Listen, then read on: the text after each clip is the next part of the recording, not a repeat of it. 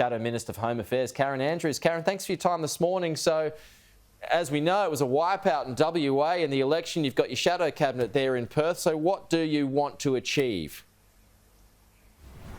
Well, good morning. And look, you're right. The result in Western Australia was far from what we were hoping for as the Liberal Party and, of course, the coalition. So we know that we've got a lot of work ahead of us. That's one of the reasons why we're here in Western Australia today for our first Shadow Cabinet meeting.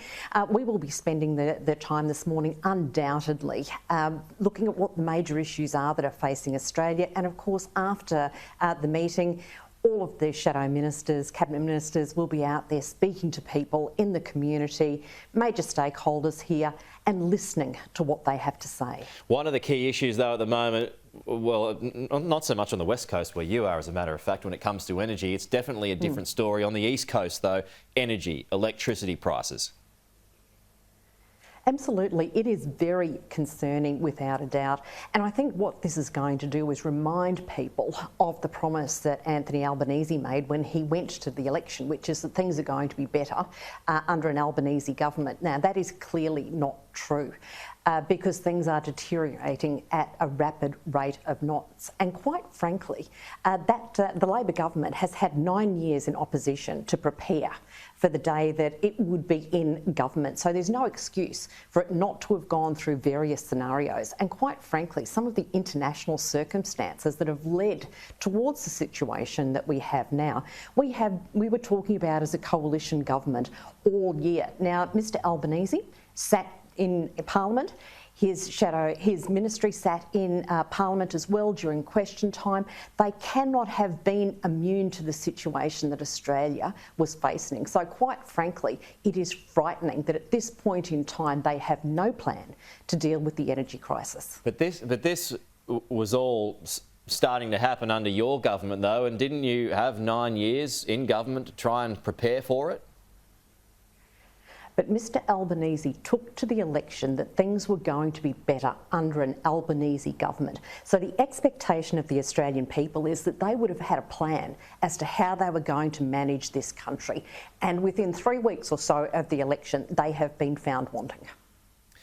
I had Matt Canavan on the program yesterday. He had a couple of solutions here, and he's a Queensland senator. I'm asking you as a Queenslander as well to see what you think of them. So a 4-point solution. He wants to buy diesel generator sets, refurbish coal-fired power stations, the government should pull the gas trigger, and more coal-fired power stations should be built. Do you agree with all those points? Look, there are multiple things that the current government should well and truly be looking at. I've been on the record in the past absolutely as saying that we need to be looking at how we're going to extend the life of the coal-fired power stations. In Queensland, there are ageing coal-fired power stations. Some of those are past their design life now. So there was always going to be an issue as they came close to retirement and would look at being shut down. So obviously there's a very great need to look at the coal-fired power stations that we have now and have a look at what can be done to extend the life of those. Now, one of the concerning things was the other night I was actually looking at some reporting that was showing that there was something like 1,400 megawatt load that needed to be shed. Gladstone Power Station capacity is about 1680 megawatts. So what was proposed to be shed was the equivalent of taking out Gladstone Power Station. Now that is a significant amount. What we have seen is the unpredictability of unplanned outages, which is when something goes wrong at these power stations. Now, my understanding is that there's already 2 units that are out at Gladstone Power Station. I believe there's a unit out at Callide. We've heard about Yallourn this morning too. So whilst there are planned outages with maintenance, so that's predicted outages, what we don't know is what's going to happen when something goes wrong, when there is an unplanned issue, breakdown, and that can be quite catastrophic. Now, it's all well and good for the Labor government to say, you know, keep the lights that you don't need turned off. There actually needs to be some openness and transparency from the new government about how they're going to resolve these issues. Just a final one here, and in your portfolio too, is Shadow Home Affairs. That third asylum seeker boat intercepted yesterday. Are you satisfied the system's that your government had in place are still working now under a different system? Different government, I mean. Well, what the coalition government had in place was Operation Sovereign Borders. What the Labor government took to the election was effectively a dismantling of Operation Sovereign Borders. Operation Sovereign Borders under the coalition government had 3 pillars, and that was turnbacks, regional processing, and of course temporary protection visas. Now, what the Labor government did in the lead up to the election is say that they didn't support temporary protection visas. So that was one pillar gone out of Operation Sovereign Borders.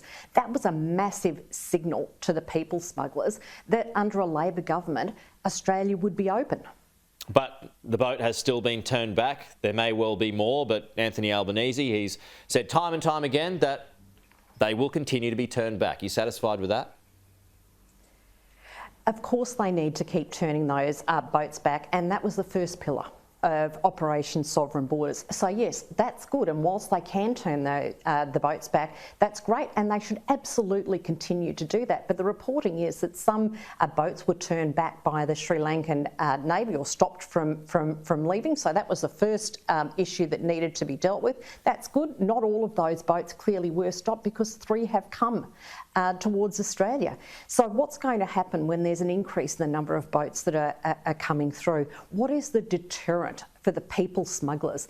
How does the Labor government stop them from being able to sell that if you do make it here to Australia, you won't be allowed to settle here? Okay. The coalition government was always so strong on that. Karen Andrews, thanks for your time as always. We'll talk to you again soon.